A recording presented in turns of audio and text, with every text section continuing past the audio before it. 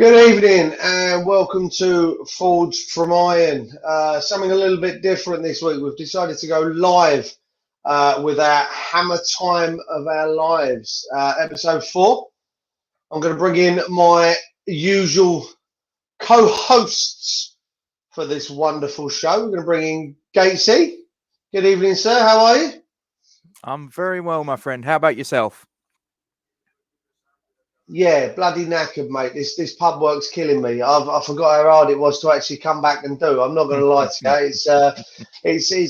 I might have to give it up, and you know, you and me might have to make a full-time go of this. To be honest with you, I've had enough of working for a living. It's not much fun. Sounds like a plan. And on the other side, we have Mr. Miles. Good evening, Andy. How you doing, Squire?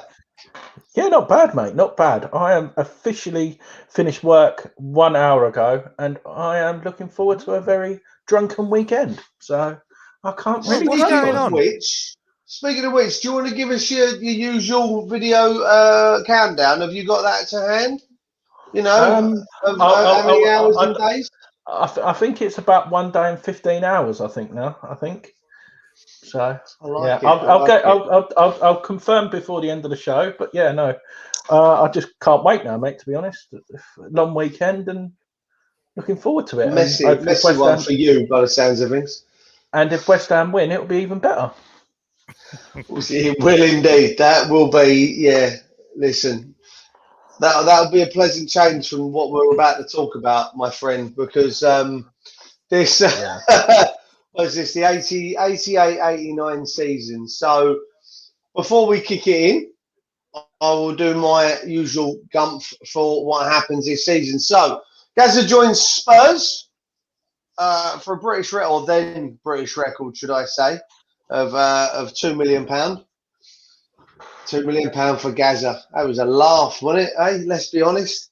3 weeks later, that record was then broken by Everton when they signed our beloved TC for £2.2 million. And again, 3 weeks later, it was once again broken, this time by Liverpool. Shall we say, saving Ian Rush from his nightmare season that he had in Juventus when they signed him for £2.8 million.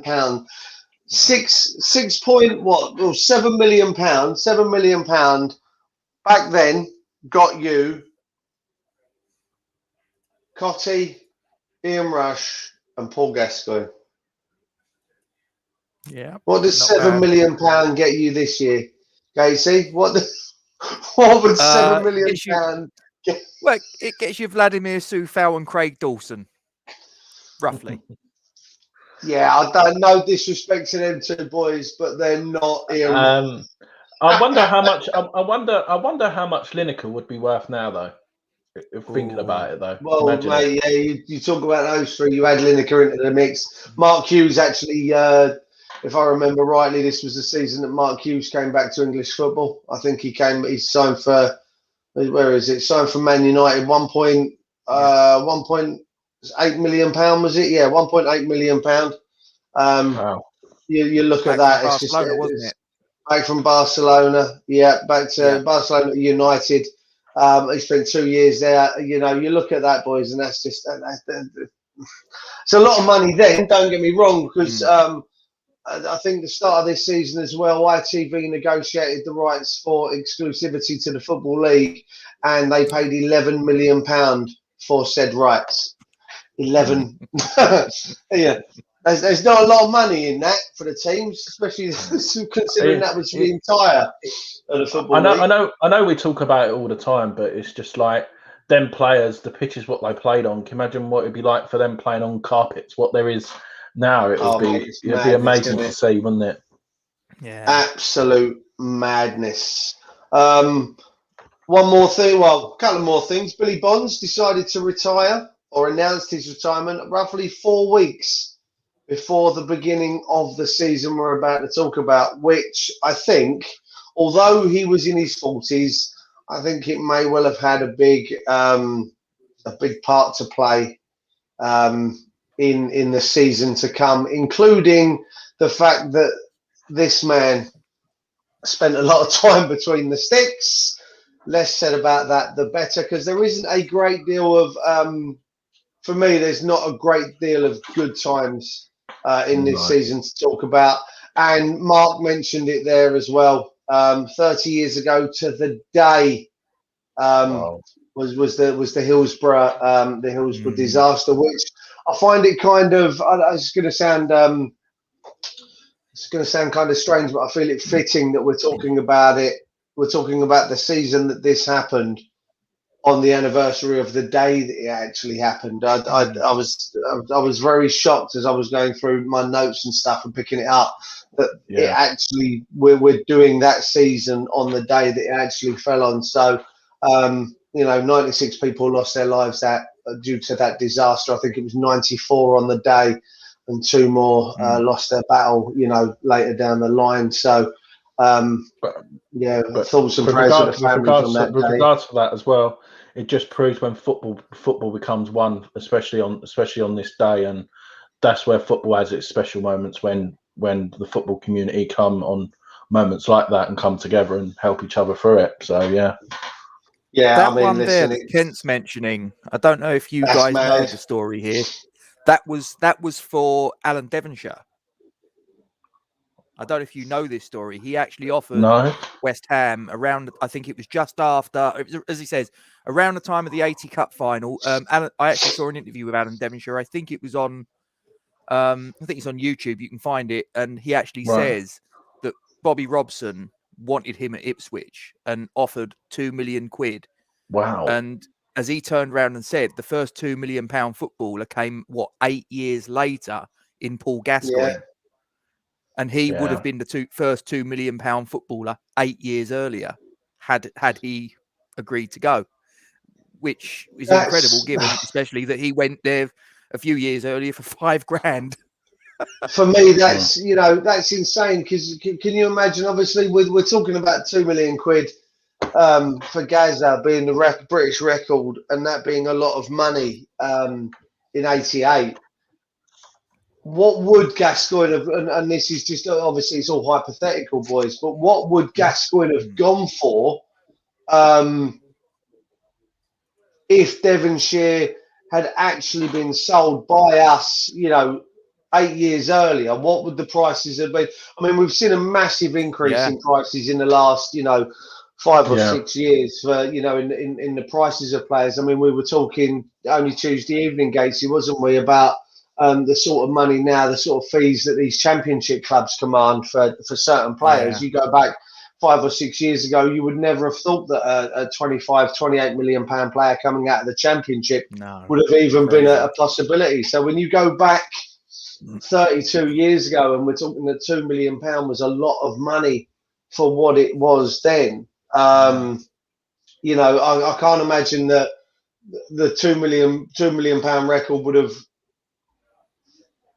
kind of not been broken over the 8 years. So by the time you look at the way that the rapid increase in transfer fees now, that Gascoigne would never have been a 2.2 million or £2 million player. Sorry, Cotty would never have been 2.2.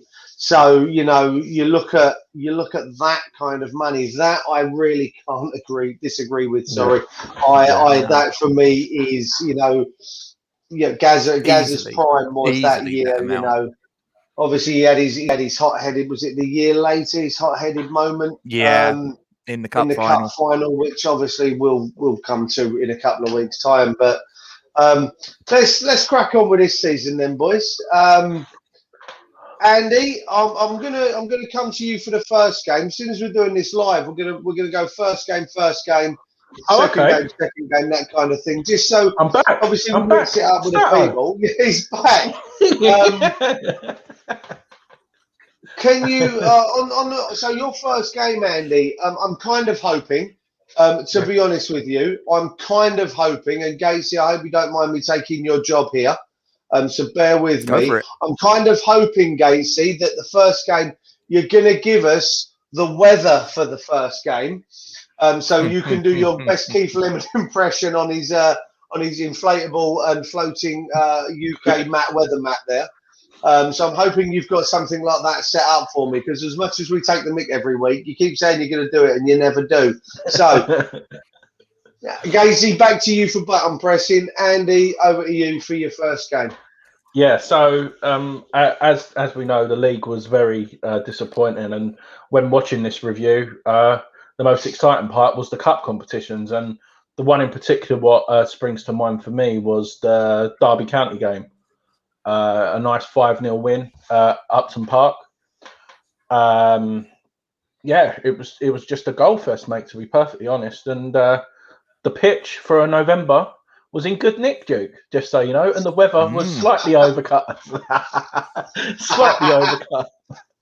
But no, back to the main part of this game. First goal come from just near the corner flag on the right-hand side. And yeah, it was just a Mark Ward again. I just love that man, with especially his delivery. I think he was very underrated from what I saw. I keep saying it every week, and every week I just get impressed by him. And he just chipped a nice little ball up onto the edge of the penalty box, and Captain Alvin Martin with a great bullet header, sort of got the ball rolling for us, really. But that was really it for the first half. And then when I saw that the score was 5-0, you know, normally a 5-0 game, you would expect more in the first half. But the thing what surprised me though was the second goal. Shilton was in goal for them, and he had a shocker.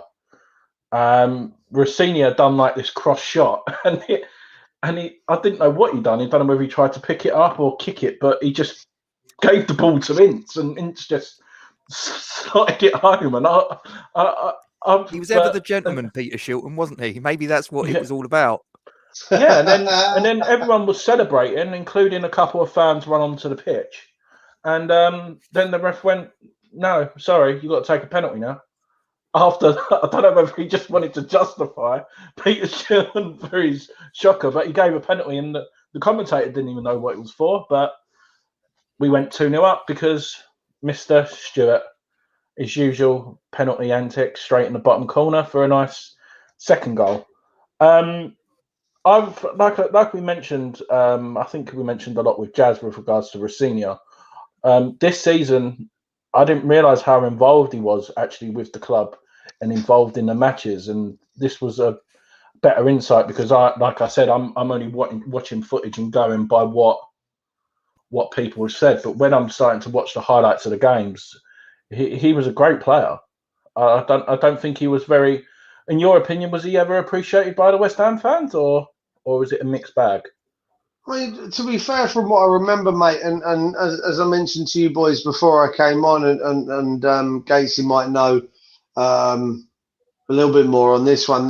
This season actually contains probably the first match that I actually remember, you know, seeing the highlights for. Actually, at the time, reading newspaper reports and the like. So. You know, Rossini, for me, I don't think gets as much credit for his West Ham career, you know, or in regards to that as he probably should or could do. Gatesy, what do you reckon, mate? Sorry, I was just responding to someone in the live chat. Sorry, say that again, please. Go on, Andy. Oh, it was just, do you reckon Rossini got the credit he deserved? Rossini, to be fair, I think you probably got a point, but he, as I remember it, he had quite a few injuries in his spell at West Ham, did he not? So that probably had played a part in maybe sort of like him not getting as much credit, because as we'll sort of touch on as we go along, he did end up being the top goal scorer this particular season. But when you consider that he had 7 league goals and 11 in all competitions, it's really not setting the bar very high, is it, in all fairness? he sort of, seeing the highlights, he sort of reminds me, I'm trying to think of a player like now who compares. He's never as good as Harry Kane, but do you know how Harry Kane comes deep for the ball and he just gets the ball and plays it out wide? A lot of the goals when I was watching, that's the way he does, and he just makes them runs into the box. I know that's what a striker should do, but that's sort of my opinion on it. But I don't know if anyone else in the chat, probably Kent, may have some memories from that season. But moving on, we played some really good football for the third goal, and we got a lucky nick in the end. But it was just Rosenior picking the ball up in our half and just driving and playing the ball out wide to Kevin King. Kevin King just started to drive into the box, and then we had a couple of nicks, and then Rosenior just slotted the ball into the bottom corner. Really shocked them, and it just seems a really dominant. This seems like I'm going up, but the highlights was like 8 or 9 minutes on this game, so it's like trying to pick out like what highlights I took from that game. But Liam Brady then come on, and literally it was instant impact. As soon as we made a sub, we got the fourth goal, and it come from the corner, and it was a very well worked goal, to be honest. Flicked on by Tony Gow. I can't remember the player off the top of my head. I wrote it down, but it wasn't him because he come off. Tried to do an overhead kick and it got missed, and then Alvin Martin just put his foot through it just before the 6-yard box and smashed it in. And then just to make the matters even worse for Derby, Kevin King got a great goal where he just drove at the Derby defence and then slotted it from the edge of the box right in the bottom corner. So from a miserable season, a 5-0 win, you can't grumble. That's the highlights for me. Yeah. Listen, you are so good with your highlights package. I await the day that me and Gatesy receive a call from Jeff on Soccer Saturday that he wants to bring you in alongside Merce and the others to replace Cammy. To be honest with you, and me and Gatesy go on, Gatesy. Do your impression, Gatesy. Unbelievable, Jeff. We might have to instigate a swap deal, Gatesy, where we bring Chris in for Andy, and Andy goes off onto bigger and better things. I can see it happening. Gatesy, your first getting the short end of the stick there, aren't we? Obviously. I'm not too sure about that. Obviously, I mean, don't get me wrong. I'd rather keep Andy. I mean, Sky Sports are going to have to chuck out a bit of cash and Kamara to get Andy going over. Yeah. But it is what it is. You can't keep him forever. No, absolutely not. Kent's comment then was that correct? The season Paul Ince had a blinder at Villa away before, wasn't it? Yeah, I think it was this one, because I think he got a goal where he basically, if it's the game I'm thinking of, he got the ball from more or less the edge of his own penalty box and just drove through midfield and then hit a shot that bent past Lee Butler, who was in the Villa goal, because Nigel Spink, I think, was injured. And it just went top corner, and the crowd went mad. So he scored at Villa Park though the season before, didn't he? Because we were talking about the season before. Is that where I got confused? Oh, sorry. Possibly, yeah. He did. It was the goal, and he lifted it over him, didn't he? Back post. He buried it in the back. I think he lifted it over his head on the. Was it? Yeah, it was. Yeah, no, I'm not going mad. If I remember rightly, he beat him at the back stick, which kind of lofted volley over his head into the far corner. Seen that comment? No, because you do not have the haircut for it. Sorry, Andy. You cannot compete. You cannot compete with the haircut of the current Prime Minister. That's not the way it works. Absolutely. Gatesy, give me your game. Your game one. With pleasure. So my first game is the League Cup match, which was fourth round tie on the 30th of November 1988, where West Ham won by a scoreline of 4-1 against the defending league champions Liverpool. I mean, you look at that team that they had. I mean, you got Steve Staunton, you've got Steve Nicol, Ray Houghton, Steve McMahon, You know, Ronnie Whelan, John Aldridge, Peter Beardsley. I mean, you know, my goodness. And as I say, they were the league champions. They were the league champions. So this was no sort of like mug team that rocked up. And we was obviously struggling at the time. So I think it's fair to say that everybody was expecting us to get turned over. And when the final whistle went, we'd won it 4-1. So basically the scoring sequence was thus. We get a corner. Alan Devonshire takes it. It's cleared back to the right-hand side of the penalty box. The ball breaks to Liam Brady. He cuts inside, gets it on his wand of a left foot. He crosses it in with his left foot. David Kelly, who was in the box, goes up with the defender. The ball breaks out. Loose ball comes out. And coming onto it was Paul Ince, who jumped, did like a scissor motion, caught it on the volley. It flew towards Mike Hooper, who was in the Liverpool goal, who was diving to his right. He got his hand to it, couldn't keep it out. 1-0, 20 minutes. Then, in the 23rd minute, Dickens crossed from the right. It was cleared by Steve Nicol. Again, another corner. Alan Devonshire played the ball in from the corner. Coming through a crowd, again, Paul Ince. He just gets onto it absolutely perfectly, just sort of gets a perfect connection on it. Yeah. And again, Mike Hooper's flying to his right-hand side, couldn't do a thing about it. 2-0, 23 minutes, 2-0 up against the league champions. And you're thinking, wow, absolute dreamland. We then get to the 33rd minute.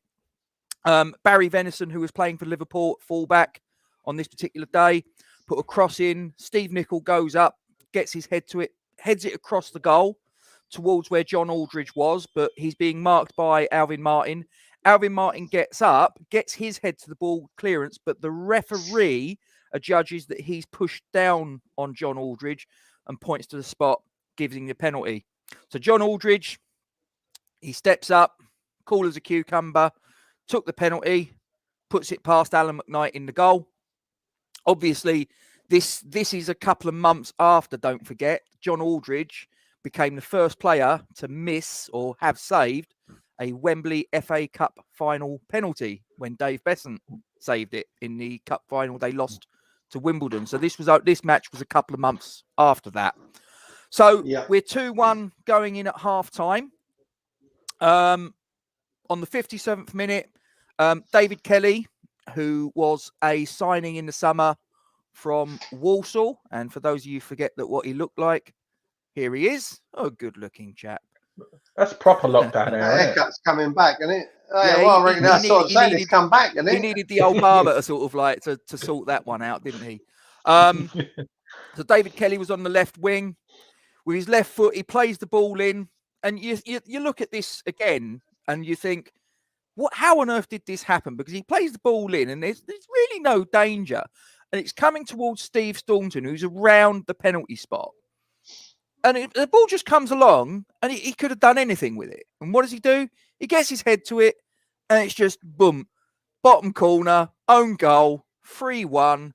And unbelievable, Jeff, as they say. If I remember, Gatesy, it was ahead of that most strikers would have been would have been over the moon with, wouldn't it? It was a I remember finish. Sort of like, the ball's come in and it's like it was like a cushion header, but it just went in the perfect spot where Mike Hooper couldn't get it.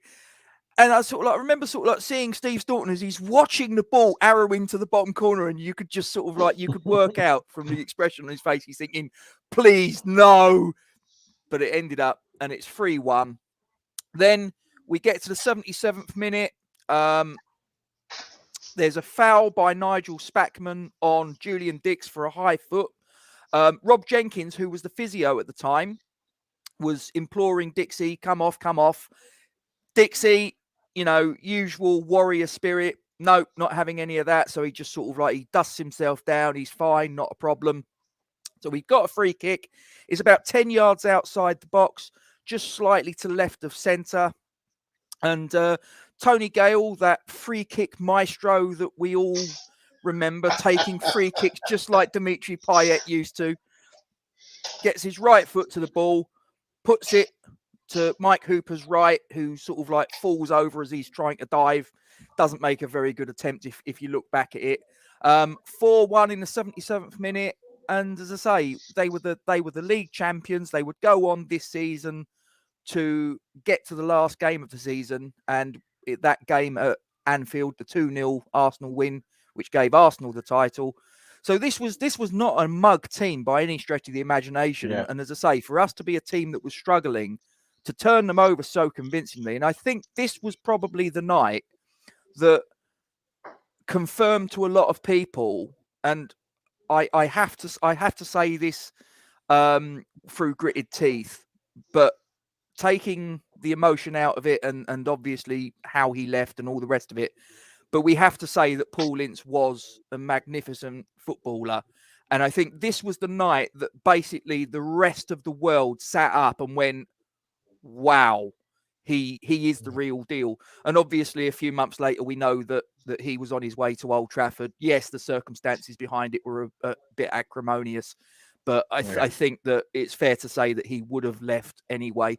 And just one other thing, before I finish off, I've got a nice little one there. That is the programme from that very match of the League Cup match where we put 4 past the defending league champions. Not something we tend to do very often, in all fairness. No, I still can't get my head around them Schultz. Honestly, they worry me. Like, honestly, I remember a few years later, Paul Scholes making a slide tackle and making the newspapers for all the wrong reasons in a proper pair of shorts. Can you imagine the problems he would have had wearing them ones? That's the commentary. I remember that, Ken, and it's Gale who clips it. Yeah. And as I say, Mike Hooper was diving, but it looked like he just fell over, sort of thing. Really, it was a bit pathetic, actually. Well, to be honest with you, Gatesy, my first game was exactly the same as yours. I am not going to lie to you. I actually, words, there are English in my vocab. I was actually watching, I'm going to give the gentleman a shout out, actually, Vinny WHUFC on Twitter.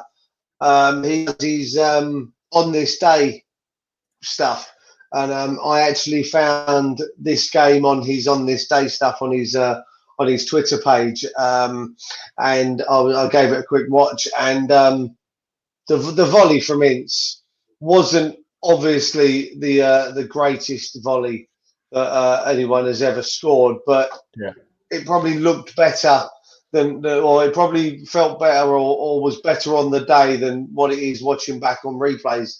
But that's the first game, as I said earlier, that's the first game that I actually remember. That's the first game like in my memory that really did stick. Was, like you say, we beat the champions. It was, like you say, Gates, it was convincing.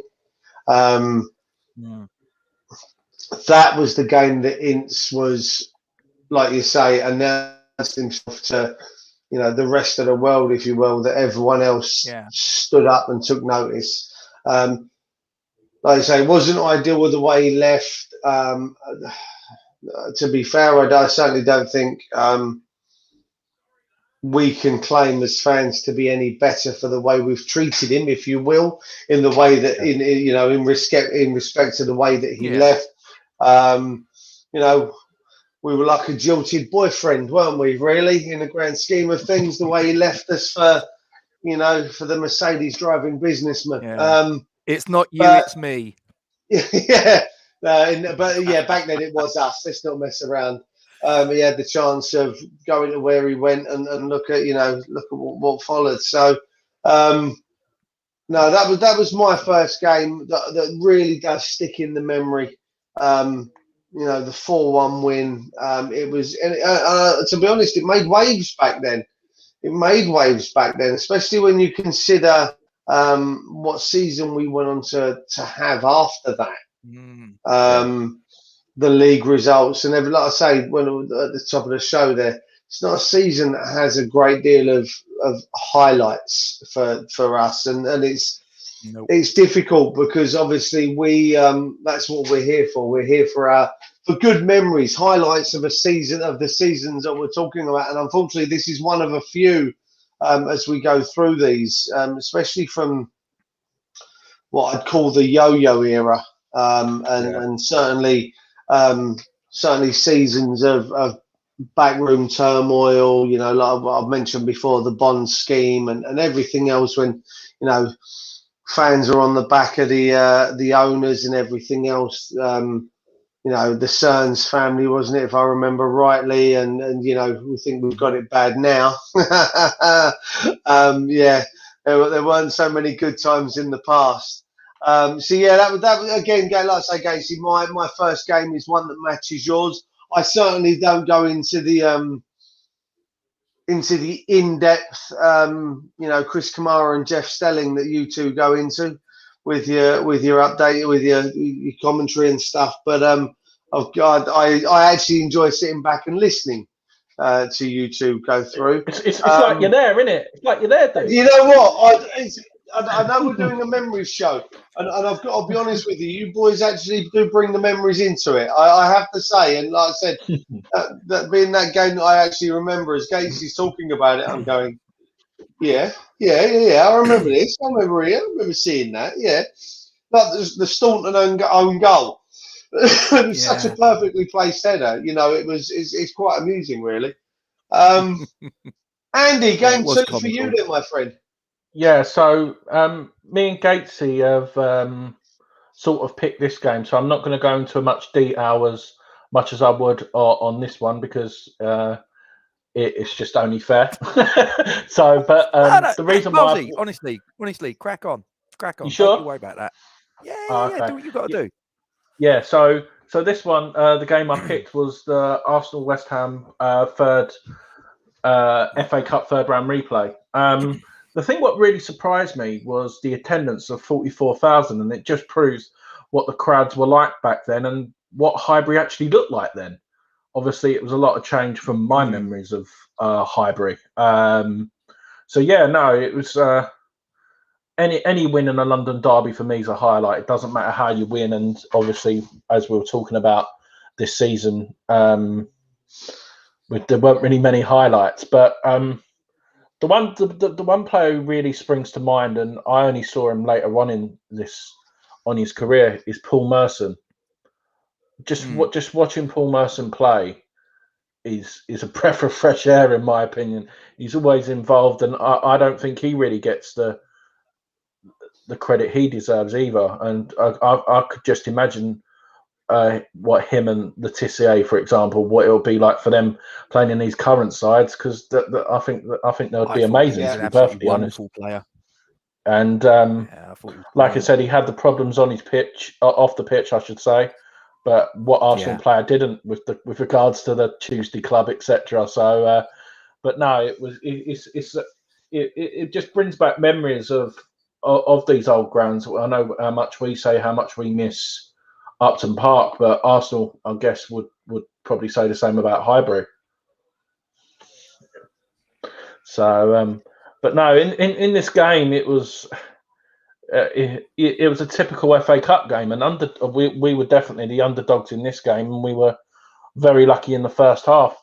Paul Merson really involved, and Arsenal had a goal disallowed for offside, and I'm not too sure what the commentary was saying, but they couldn't make out. It didn't look offside. I couldn't make it out because the commentator was so fast, and the picture weren't that good on who actually had the last shot. But it was a fantastic strike right in the top corner, and that was pretty much the highlight of the first half. Like I said, very cagey.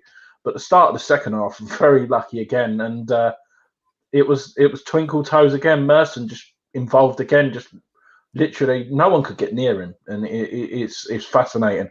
But thank God, the most annoying commentator I hate, Mr. Alan Smith, missed the sitter, completely missed the ball. So that made me chuckle. that made actually got his hands to it. Yeah, well, it was a complete air shot, Gatesy. Complete air shot. I don't know where he would. Literally, Alan Smith was here, the goalkeeper was there, and the ball went through Alan Smith. So we were very lucky. Very lucky. If you watch that bit of footage back, Milesy, I don't know if you clocked it, but obviously Alan McKnight, we as West Ham fans, we called him McNightmare, didn't we? Yeah. But if you watch that bit of footage, if he didn't get a hold of that, coming in at the back stick was Lee Dixon, who was actually making his first appearance in an FA Cup match at Highbury. Oh wow! Because he'd just transferred just sort of like shortly before that. So if Alan McKnight, I know sort of like we malign him and all the rest of it, and to be fair, he earned that. But I was going to say, deservedly so. If he didn't get his hands to that, as I say, Lee Dixon would have put that away, and it would have been 1-0, and it's a different match.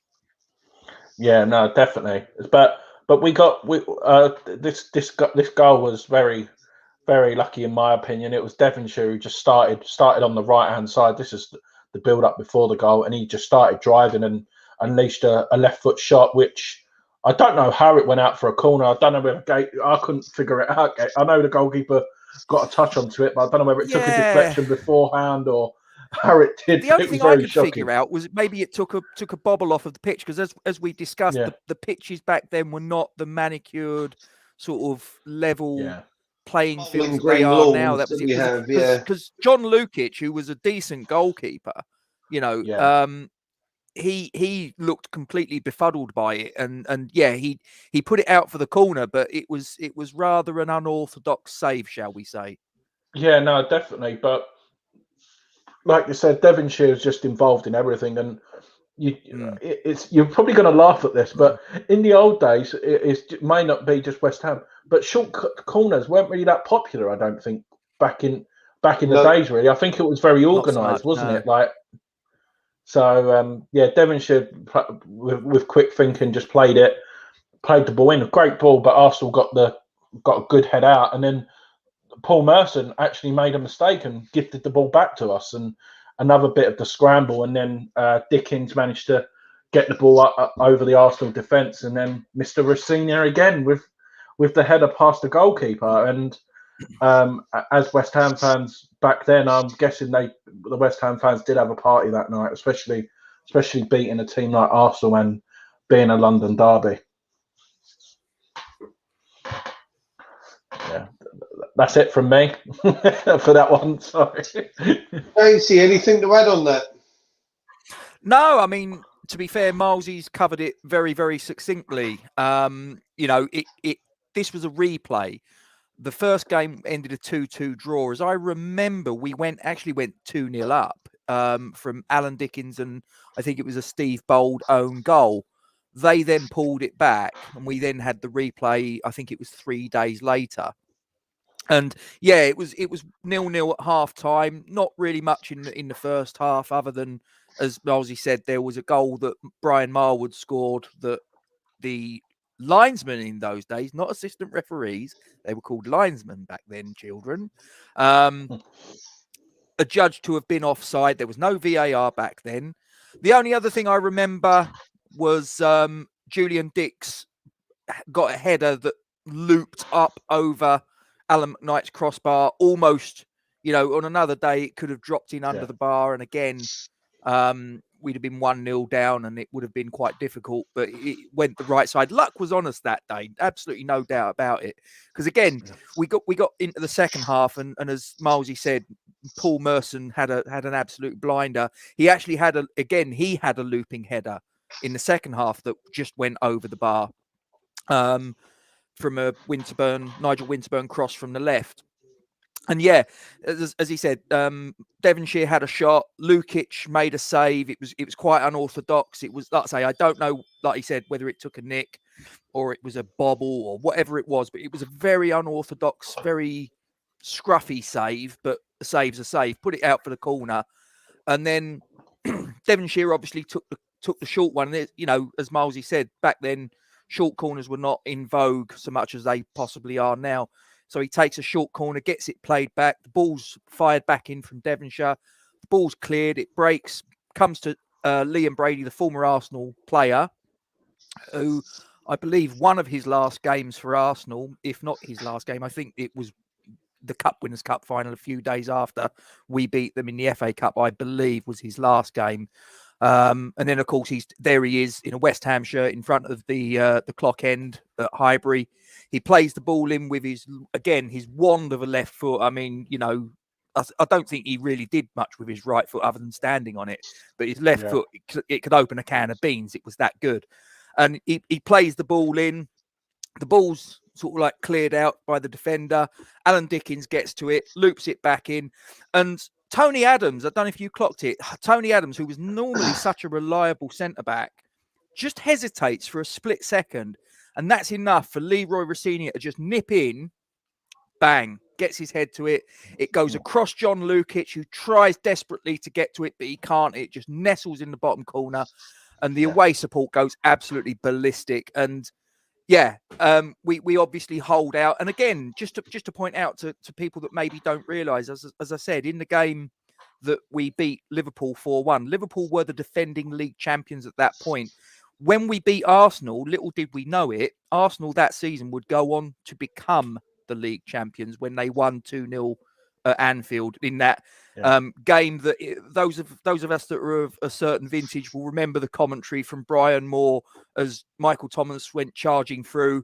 It's up for grabs now, and he put it away. So good, a good result. And again, you sort of look at it, and it's like this was the team that finished 19th out of 20th in the top division, and yet in that season they beat the defending champions and the team that would be champions in the same season. But that's typical West Ham. That is what we do. We get relegated in seasons, but we turn over the teams that are at the top of the table. It's what we've always done. Don't know if you saw that comment there, Gatesy. Yeah, I saw it. Did you see who it came from? Was it my brother? Yeah. And then I think he may well have just posted that one as well. Yeah, he's just posted that as well. He's obviously not under. Sorry, go on, Gatesy. Do your one again. I was going to say, because Kent made the point about Lukic. He won the league in '89, which was and the last First Division title '92 with Leeds. He was actually the first goalkeeper to win league titles with two different teams. Just a little bit of trivia for you. Wow. But there's an urban myth about John Lukic, because there was an urban. Oh, here we go. Go on, dig me. You know the one that said that he was. I know the one. You believed it, didn't you? That he was at the Munich air crash, and it wasn't him, but there was a lady that had the surname Lukic that I believe Harry Gregg saved from the flames of the burning plane on the Munich, not on the Munich runway. Was it Munich? Wherever it was. I thought it was Belgrade, wasn't it? So there you go. Useless bit of trivia. So there you go. Thank you for that. No, so my game, and as I say, boys, I don't go into as much detail as you. My first game was beating the Scum. 1-0. The Scum. From Scum. From Do you mean not too far away from us, Gatesy, was it really? There we go. Look at that. Beat the Scum, and the Scum scored. No, I mean, listen, I don't have much to say on it. I mean, you look at that attendance, Andy. You spoke about it earlier, and it's quite amusing that you look at that kind of the contest there, and no disrespect to Millwall, and it's a top flight game. That's quite a crowd for what was an incredibly dodgy old ground. I mean, I visited it once. And I don't think I could ever go back again. I don't think there were a little bit of fighting as well, was there, back in the day? There was. Well, I'm not sure if it was this fixture. Certainly the game I went to, I ended up, if I remember rightly, West Ham fans come out of one end, Millwall fans had come out of the other. For whatever reason, they didn't. Go on, Gatesy, you go. They didn't block off one of the roads, Andy. So the West Ham fans and Millwall fans kind of congregated. I think it was maybe 2 or 3 roads over, and there was a bit of a to-do. and I remember myself and probably about 10 or 12 other young children. I think I was probably 10 at the time, maybe 11. It's hazy. We were taken into a little old lady's house, and she gave us, squash and biscuits and stuff, cakes and everything else for a couple of hours while we were basically stuck in her house, in her garden, actually. The only thing I remember coming out of her house afterwards was the fact that her garden wall had been absolutely decimated, and the bricks could be found, halfway down the road, obviously being used as missiles for whatever reason, and whichever set of fans had obviously done it, but it was certainly a moment. It was the first time I think I'd had that kind of up close and personal, ringside seat, if you will, of that kind of serious, like hooligan kind of nature. I mean, nowadays, although as much as people probably want to admit that it doesn't go on as such, it's more organised and hidden out of the way now. But so it's you look at, like I say, that was my first instance of real life or up close and personal. Was that?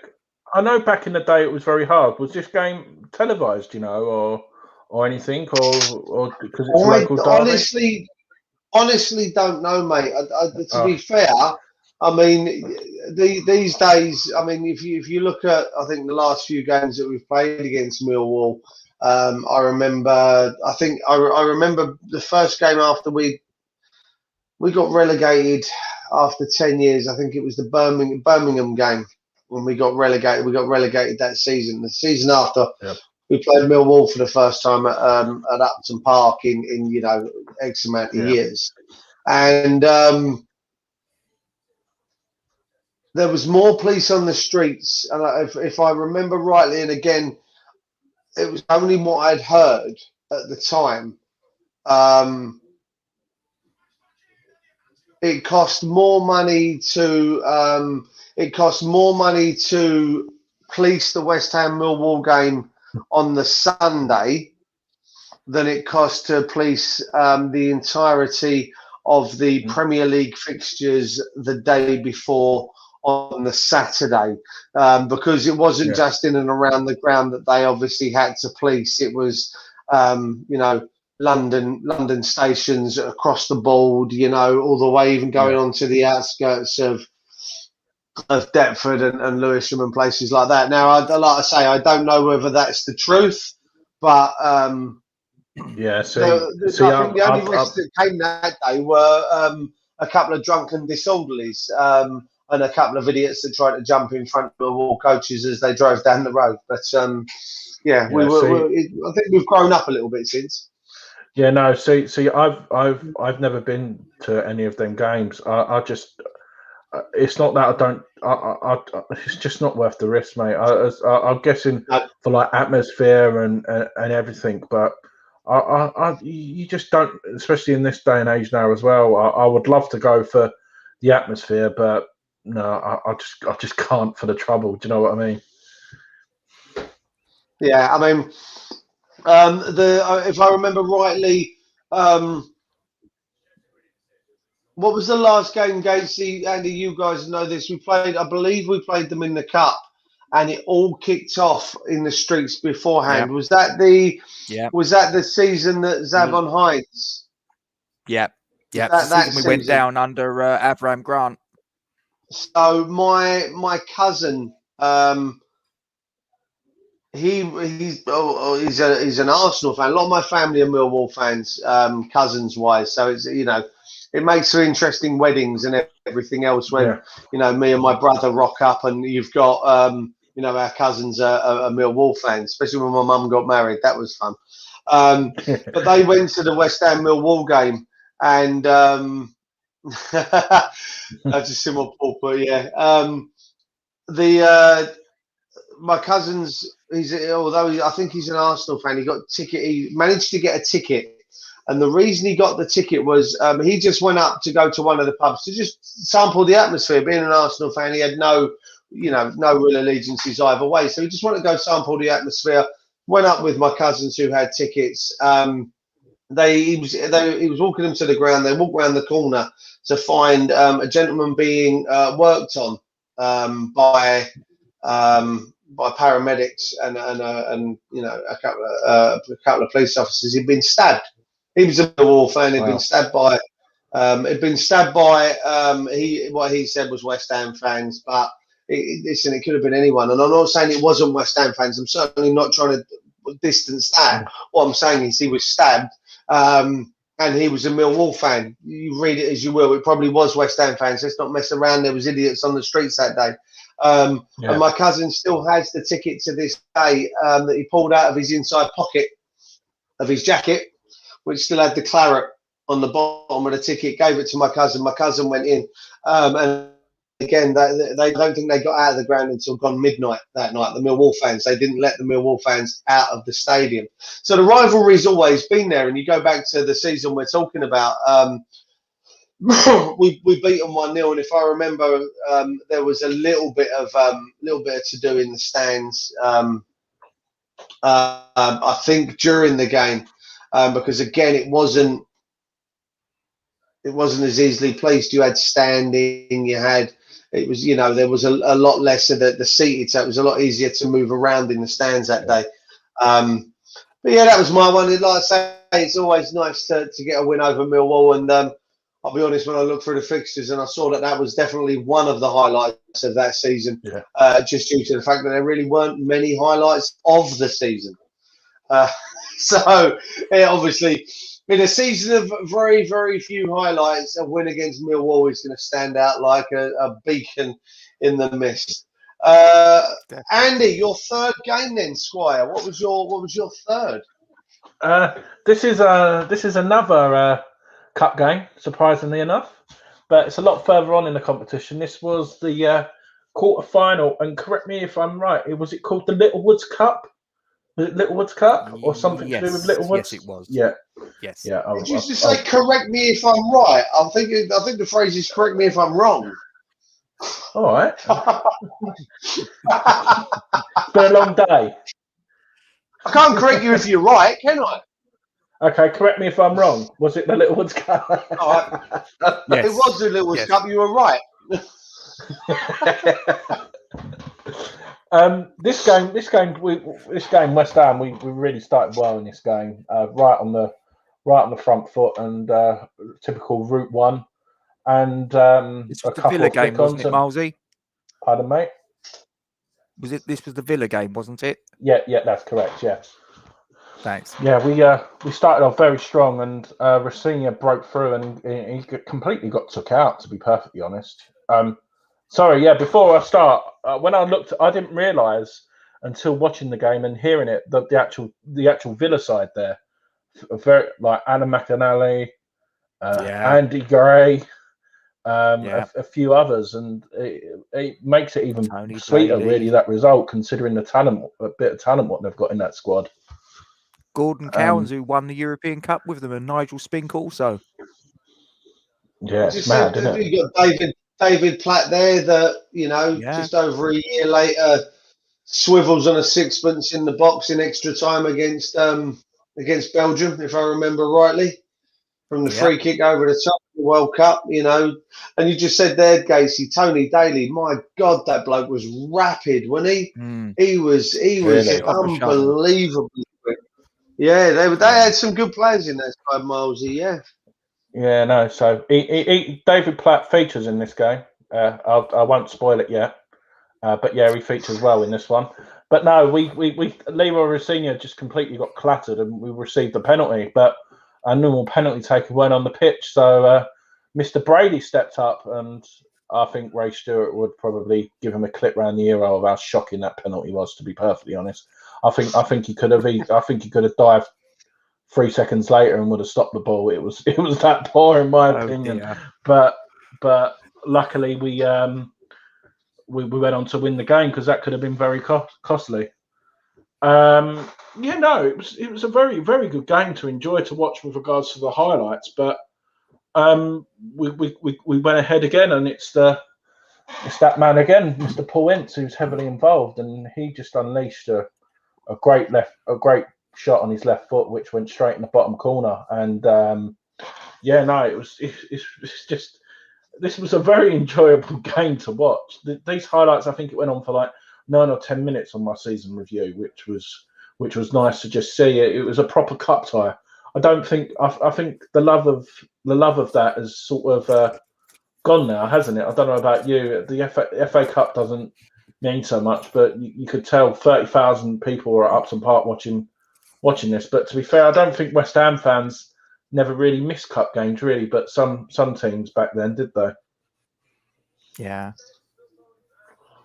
But it just goes to show, you go back that far, that even the League Cup was still held in high regard. I mean, you look at the League Cup now, and no one gives really two monkeys about it. But of what you, with regards to the top 6, top 8 sides. So, even a lot of the Premier League.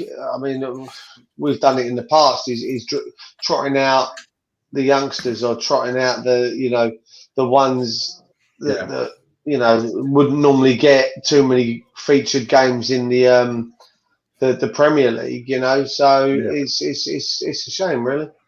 Yeah, but the first half again, we were just very strong. Paul Ince was heavily involved. I don't know what Aston Villa were doing. They were just trying to play the ball out from the back, and West Ham player intercepted, and Paul Ince again just unleashed a shot just past the post, and Liam Brady done exactly the same thing. It was just the magic of the left foots, but they didn't find the net. But then we finally killed the game off. I don't know whether anyone can remember this goal in particular from Kelly, but it was just a lovely ball in from Mark Ward on the free kick, and Tony Gale got his header on and flicked it on. But Kelly sort of chested and swiveled and hit it on the volley straight in the top corner, and everyone was obviously a few minutes away. I think it was about 8 minutes left. We're thinking we're home and dry, and then Mr. Platt made the home crowd very, very nervy. And if anyone wants to see a great goal, if you don't remember it, what an overhead kick what he scored to make it 2-1, literally just on the penalty spot, and he just unleashed an overhead kick, but West Ham went on to win that game. And the thing is, what I've noticed as well is I don't want to get to League Cup semi-finals, because we've paid a consequence in the league the last time we've done it. So unless we're going to win it, I don't want to be in the League Cup semi-final no more. It might be the jinx, but that's my 3 games, and I'll mention my hammer year after you boys have done your game. Gatesy, over to you.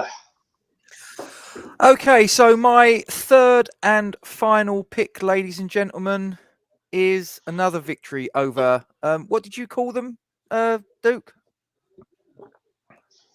You've stolen my third game. I tell you, between you nicked me first one, you nicked me last one. Right, crack on. What? Yes, the scum. And great minds think alike. No goal for the scum in this one, though. No. Well, to be fair, though, he's going to talk about it in detail that I'm not, so he can crack on. So basically, the scoring sequence here. Can I just quickly one thing, Gatesy? Yep. One thing, just to pull up what Paul said here. He was talking about obviously Andy's previous game. Just with him, I mean, we talk about it quite often, don't we? When we look at the the bits that you put up there, like the team lineups and stuff. There's a hell of a lot of it. I mean, well, if you could just put that one back up again, if my memory served, it was only Macca. Yeah, it's only Machiavelli that's the only non-English player out there, which it's unbelievable now, and it's true what people say. Go on. Yeah, I mean, I guess that's a byproduct of the money that's in the Premier League now, that it allows you to go out and buy the best in the world, and whether that's a good thing or whether that's a bad thing is entirely up to you to judge. I have my thoughts. I think it depends. You know, if you're going to go out there and you're going to spend money and bring in the elite players like the Messis, the Ronaldos, and the players of that ilk, personally, I don't have a problem with it. I do kind of have a problem personally with going and buying a player from overseas, which means that the young promising kid coming through the ranks that years ago in these times would have been given a crack, now because of the pressure of, you know, you don't want to get relegated because the disparity between Premier League and Championship football is so vast in financial terms that relegation is something that teams just can't stomach. You know, it's pressure, isn't it? You know, it's you know, greed is good. What can you do? But so anyway, back on topic. I've had my little rant. It's just because I'm old and, you know, decrepit. What can you do? So anyway, West Ham in the 21st minute went 1-0 up. There was a Kevin Keane free kick from the left. It was headed clear, and coming onto it was a certain number 3 left back called Julian Dix, who got his left foot to it on the volley. It went through a sea of legs and whatever else. Brian Horn, who was the Millwall goalkeeper, it should have been a routine save, despite the fact we know that Julian Dix has got an absolute exocet of a left foot, and he caught it sweet, but it was straight at the goalkeeper. And he's bent down to pick it up, and I don't know how he's managed it. It's spun through his grasp, through his legs, into the back of the net. 1-0. It was only the second West Ham goal that Julian Dix had got up to that point. The previous one that he'd got was, I believe, against Arsenal at Highbury, if I remember correctly. So we're 1-0 up after 21 minutes. Then a matter of 2 minutes later, Georgie Paris on the left-hand side plays a ball through to Stuart Slater. He gets a cross in, and then Alan Dickens is making a run towards the near post. He gets his foot to it and arrows his shot on the volley. 2-0, West Ham. We're off and running against our near rivals. And then to finish off the scoring sequence, Julian Dix played a ball to Stuart Slater on the left. He drops his shoulder, leaves Alan McCleary for dead. He's on his arse on the turf. He goes into the penalty box, and he's got another defender facing him. Out of the corner of his eye, he can see Georgie Paris steaming up into the box, and he just knocks the ball to his right. Georgie Paris latches onto it. First time, bang, past Brian Horn, 3-0 before the half-time whistle. And that was how it stayed for the remainder of the match. And we did the league double over Millwall that season. And again, you know, such a West Ham thing, as I say. We've beaten the league champions. We've beaten the team that would be champions. We've beaten our biggest rivals, home and away. And we get relegated, ladies and gentlemen. That's the West Ham way. Yeah, I mean, to be honest, Gatesy, just added on to what you put there. I picked that, not necessarily just because it was Millwall, but it was actually the start of a run of 4 games at the end of the season there that were 4 wins on the bounce that,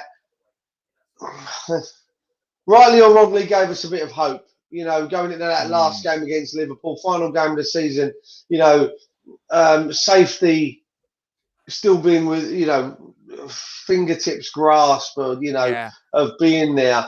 I mean, don't get me wrong. You look at our goal difference, and you've more than likely got, you know, your bits and pieces set up as you normally do. Would I be right in thinking? And we end up, if my memory serves me, we end up with a minus 25 goal difference, which we wouldn't have, you know, even if we picked up another 2 points, it wouldn't have been enough, because I think our closest, the team that finished 4th from bottom that year had a minus 11 goal difference. So it wouldn't have been enough for us to have even, you know, stayed up as, oh, Paul, don't start, will ya? Why, Paul, why do you, what, Paul, why, Paul, why? I'm leaving it there, why? Right? Chicken George. The chicken.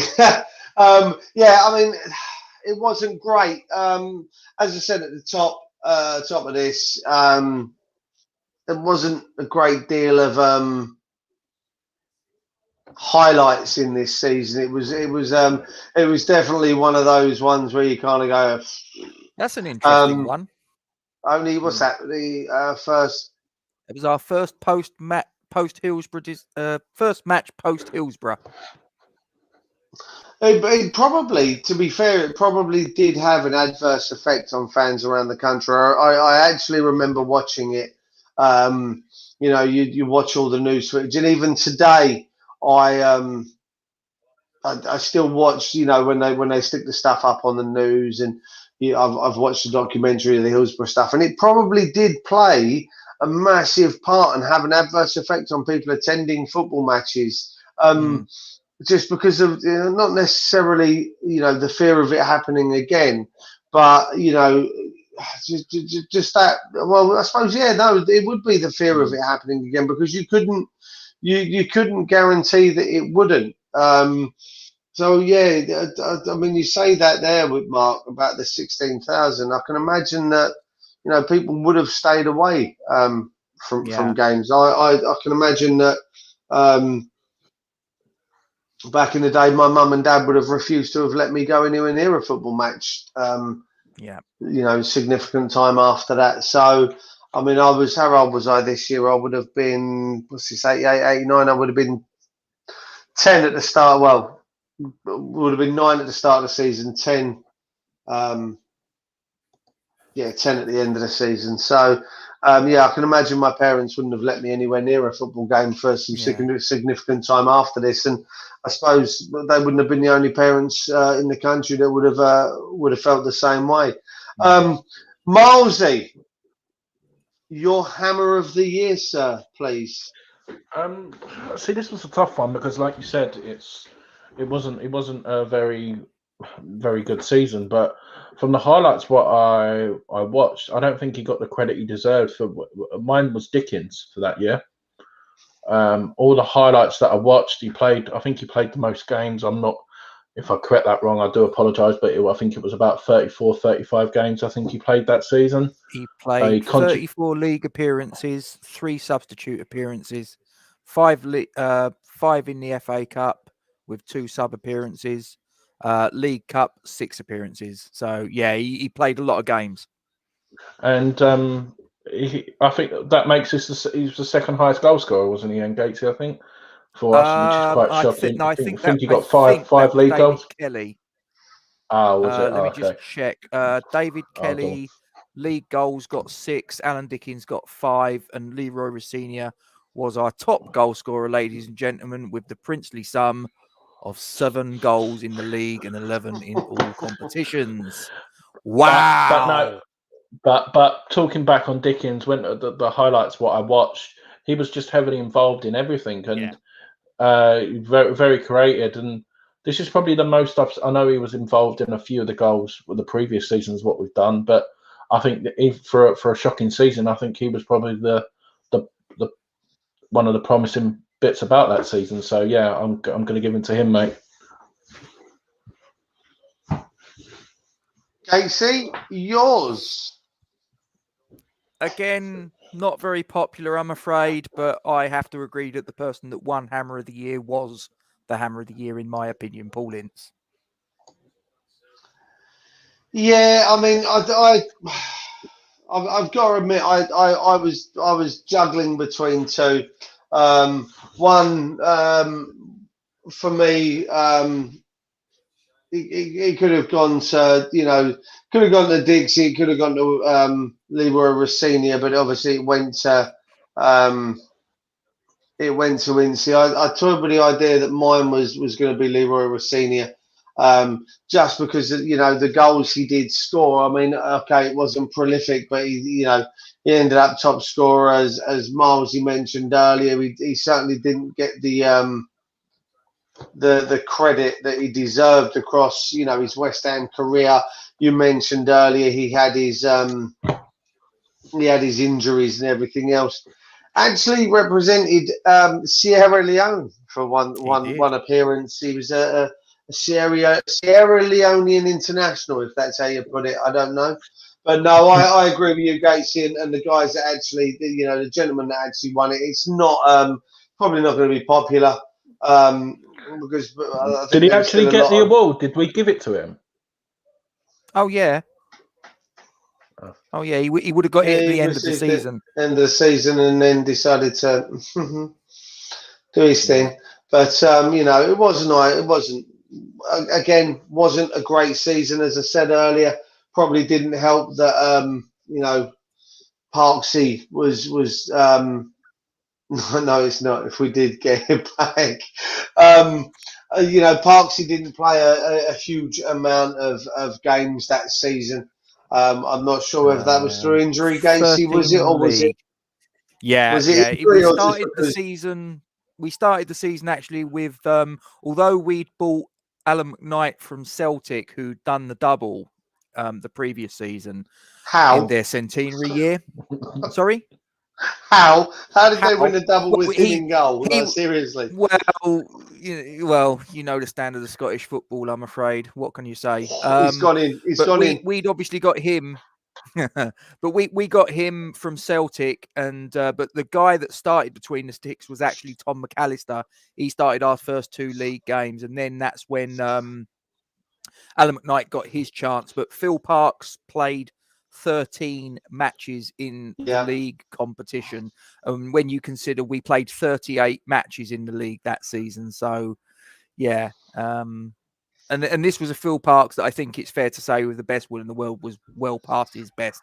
Still a decent goalkeeper, but I think by then his knees were really starting to give way. So to be fair, would have been the better option without being disrespectful to Alan McKnight, and he's suffered that many times over the years, and I've certainly been one that's dished out a bit of stick.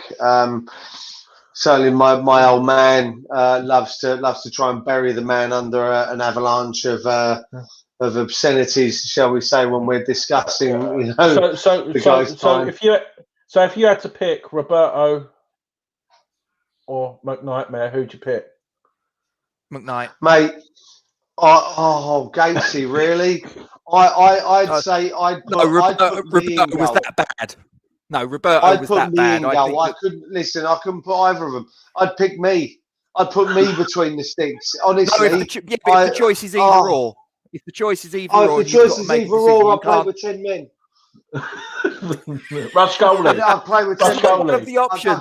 That's not one of the options. That's not one of the options. Julian Dixon goal, Rush. That's not one of the options, Duke. I don't want to pick either of them, Gatesy. You've got to. You've got to. One or the other. Come on, chat. You've got to pick as well. I'm getting PTSD. I can't have either of them. I'm beginning to shake. Look at me. Look, I'm shaking. I can't do it. Come on, one or the other. You've got no choice. There's no either. It's either or. There's no third option. McKnight or Roberto. Which one are you putting in goal? Come on.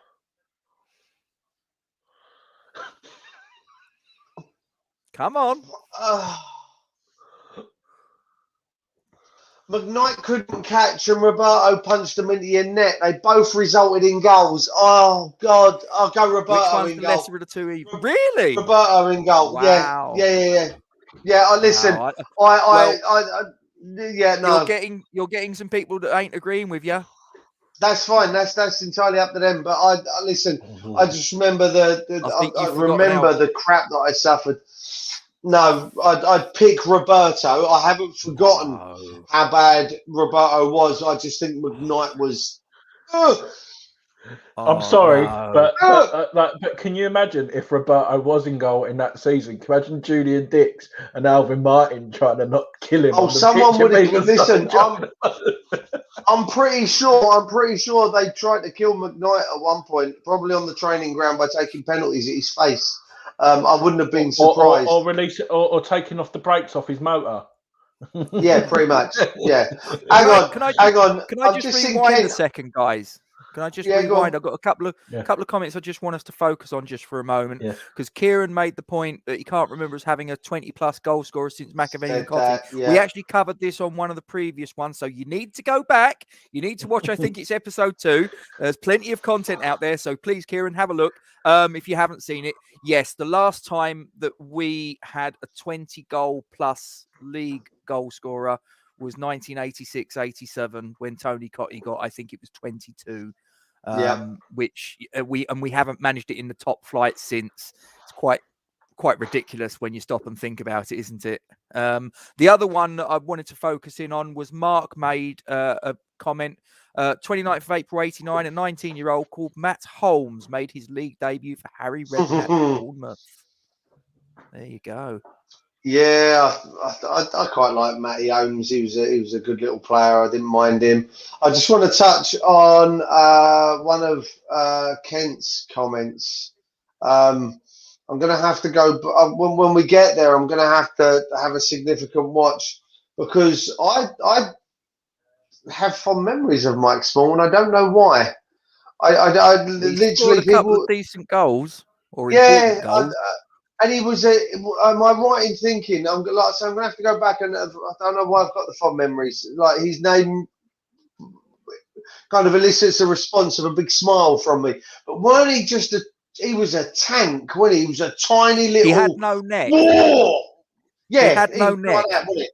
Like that. But he was like, but wasn't he? He was a not fat. There was a bit of muscle behind it, but he was tiny. No, he was. I remember right. He wasn't. But he was. See, I'm looking forward to that season now. I did. I don't know why I liked him. McKnight just because he had lucky matches too. Roberto didn't have any luck. No, but then like Cathal says, at least Roberto had tattoos and a fancy haircut. Yeah, that's probably what wins it for him with me. You know, that might be it. Yeah. Just gents. Kent's come and said John Hartson and Cahill said Teddy Sheringham. No, I'm talking about top flight league goals. I'm not talking about in all competitions, and I'm not talking about in the second tier. I'm talking top tier league goals. We haven't produced one since Tony Cotty in 1986-87. That was the last time we had a top flight goal scorer of 20 goals or more. But then does that not worry anyone that even though Teddy was one of our last one that got the 20, that was at the tail end of his career in, like you say, the second tier, you know, that's the, you know, and he was at the end of his career then when he joined us in that, you know. He used to love standing. He used to love standing in the stands and watching Trevor Devonshire and Alan Brooking, if I remember rightly, when he signed for us. The absolute head getting the names wrong. Yeah, you know what, Mike, you might have a point there, Mark. Yeah, it might be the goals against Spurs and Arsenal. That sounds familiar. Yeah. But I'll tell you what though, guys. I'm glad we're doing these live now. Getting the integration in the chat. It's just so much better. I've really enjoyed this. It's a lot more fun, isn't it? Yeah. And I don't know whether I know we're probably just going to go on for a little bit longer. I don't know if anyone else wanted to mention again what maybe we've missed, or absolutely what they've had from that season. That'll be nice. But no, it's like you said, it wasn't the best season ever, but it's just still nice to review and see the players back in the day, because I'm only seeing them on videotape, as Keith Lemon would say. Yeah, so if any of you guys on the live chat want to get involved, tell us any of your matches from this season or any of your memories, which you obviously have been. For another 10 minutes, Let us know any of your memories. So it's really good. We can sort of see all of your comments, and like I say, we love it. So keep it coming. Duke, if I may, can I just put up some of the banners just to show the people at home some of the facts and figures? So this was our league record. Read it and weep, ladies and gentlemen. So we played 38 matches. We won 10, drew 8, and lost 20. We only scored 37 goals. We didn't even manage a goal a game on average. It was just under. Is it gone yet? We conceded, not yet. 62 goals conceded, a goal difference of -25. We had the princely sum of 38 points, so a point per match on average. and we finished 19th of 20 and were relegated to the second division. As far as our attendances were concerned, our highest home attendance was 30,188 against the defending champions Liverpool on the 29th of October 1988. Our lowest home attendance was 14,766 against Southampton on the 15th of April 89. Interestingly enough, that actually mirrored the same matches the previous season. Our highest attendance was also against Liverpool, and our lowest attendance was also against Southampton one season earlier. Yeah. And our average home league attendance that season was 20,743. As for our cup exploits, we were eliminated from the FA Cup after a 6-round replay away to Norwich City after a 3-1 defeat. And in the League Cup, we made it to the semi-finals. But that's where it ended. We went out to, they were actually the holders, Luton Town. They'd actually beat Arsenal the previous season at Wembley. So we lost to the cup holders at least on a 3-0 away 3-0 home defeat and away defeat of 2-0 for a 5-0 aggregate. Luton would then go on to contest the final against Nottingham Forest, and Nottingham Forest would prevail. That is pretty much it from me on that as far as the season is concerned. If anyone in the chat knows, because I'm looking at that Luton game, I'm not sure if that is where the birth of the book actually comes from, but I remember reading it as a young lad, and I'm currently on Amazon at the moment, seeing how much it's going to cost me to buy as an Amazon download. But The Irrational Hatred of Luton. As a West Ham fan story by Robert Banks. It's actually on Kindle. Ooh. I wonder how much it's going to cost me. £1.42 on Kindle. You know what? I'm going to be buying that. But if anyone knows where that actually came from or why that actually, because I'm looking at that and that kind of, it's a book that I remember reading as a young lad, and for the life of me cannot remember any of it, but it's just the name sticks. And obviously we're talking about Luton, I think last week as well, Gatesy, Andy, didn't we? The banning of away fans, etc., etc. So it's just, again, it's one of those things that sticks in my mind from when I was a youngster. Just to pull up Kent's, I have messaged him. He asked, was this the Forest 3-3 this season or the season before? Kent, it was indeed this season. Just looking at it here, it was on the 12th of November 1988. It was a 3-3 home draw. David Kelly got 2 and Rossini got the other. No, as we've mentioned on other shows as well, I know. I don't know whether anyone over the next few seasons, I hope it's a lot better than this one. But if anyone is interested to come on the show and talk about their memories, they're more than welcome. I know a few people have got involved in the chat tonight, but like you said, you don't have to. Gates has said it as well. You don't have to show your face if you don't want to. Even if you just want to come on and say how it is, it'll be very nice to have people on. I love to hear other people's memories, and like you said, this show at the minute is just like 3 men in a pub, isn't it? It's like we're in the pub just talking, talking about just having a chat, reminiscing. Yeah. Oh, sorry, what I love was this the comment. season, boys? Go on. I love that comment. Leroy. You'll have to send us a photograph, Cahill. We'll make a judgment. Oh, we've got that coming up soon, boys.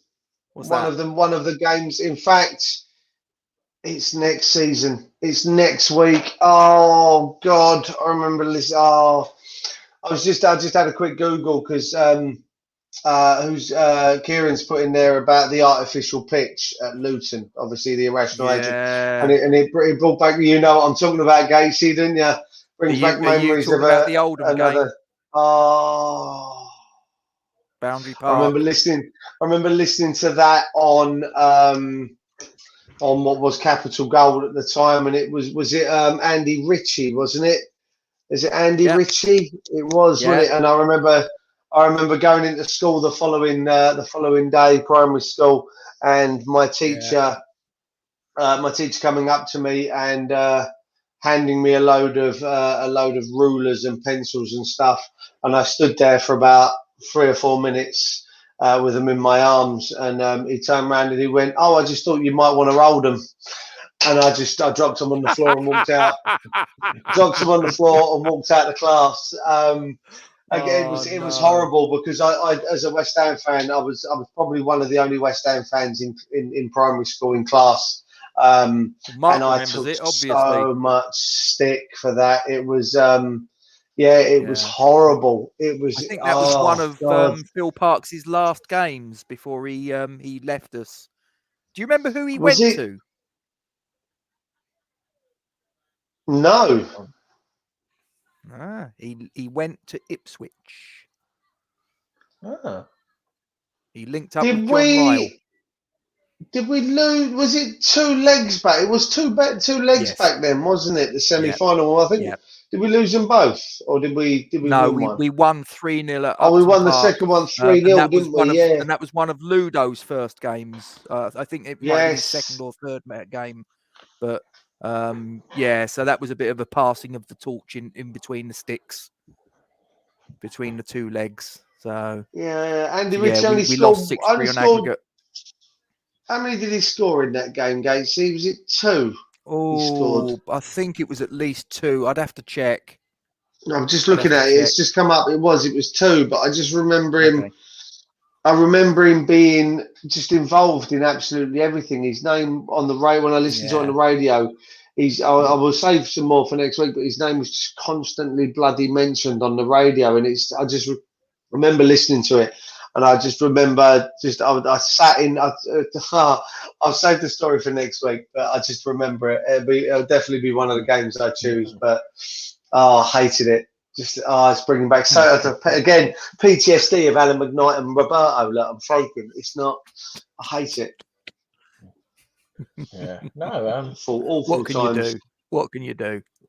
But awful Dave, times. I know you're on the live chat as I put there. If you want to get Trev on one time, have a word with him, because I think this is right. Dave's my cousin, and Trev's his. Well, it's his uncle.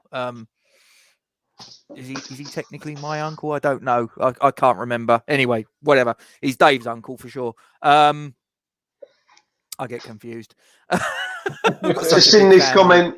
I've just seen this comment from Paul. I can see something happening on this channel. Of it being some sort of EastEnders kind of show that we'll be sitting here and there'll just be people coming in behind having a chat and then pissing off again, and then someone else will come in for it, and then it'll just be. And then when we're talking a load of bollocks, Duke walks up, "Get out of my pub." Well, that'll be most of the time, Milesy, because that's all we do as well. I'll have my head shaved for that, and I'll go. I won't go Peggy. I'll go Grant. That's a fair point that Kent makes, because Macari didn't he bring in? He brought in Ludo, he brought in Morley, he brought in Bishop.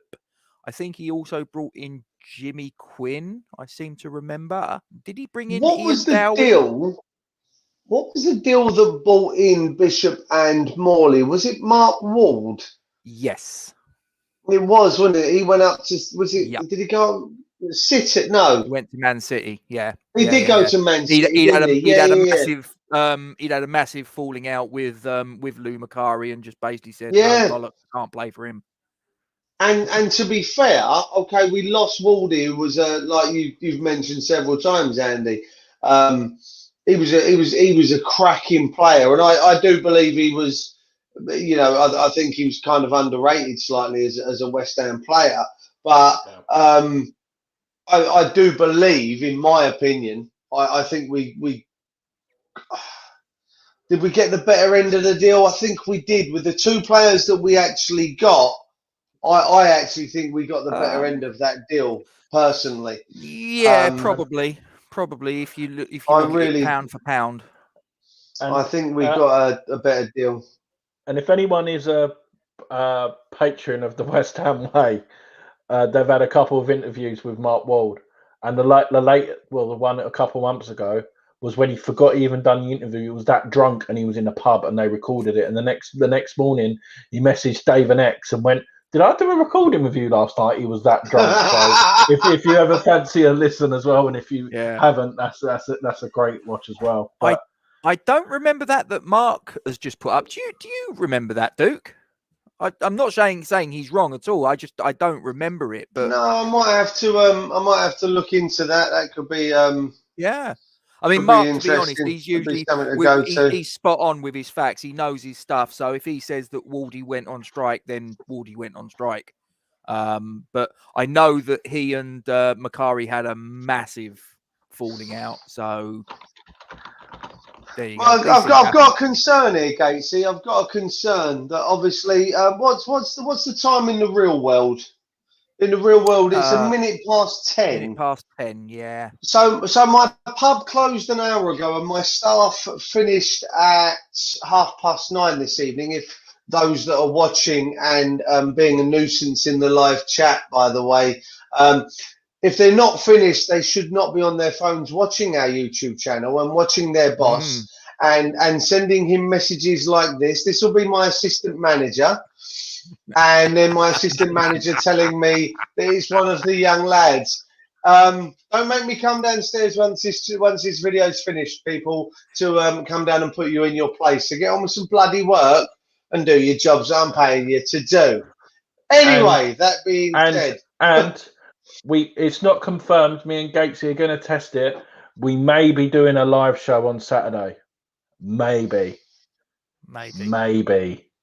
So make sure you subscribe and hit the notification, because it may be random and it may be comedy gold.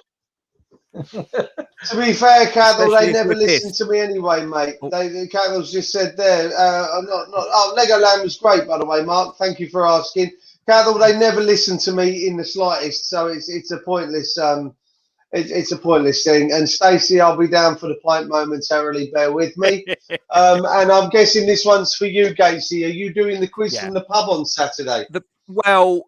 Milesy's going to bring his laptop. We're going to try and connect it all and make sure it works, blah, blah, blah. And I've turned around and said, if the worst comes to the worst, then I'll just have to come home and run it from here and then come back to the pub afterwards. So it's not the end of the world. If I need to do it, then that's what it's got to be.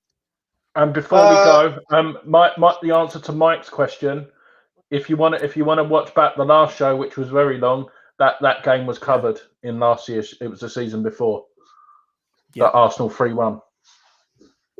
Yes. That's if you got to spare 2.5 hours, Mike. You can give it. Wasn't that the one we did with Jazz? Yeah. That was the one we did with Jazz. That was brilliant. Jazz, if you're still on, I want to get him on again. I need to phone you.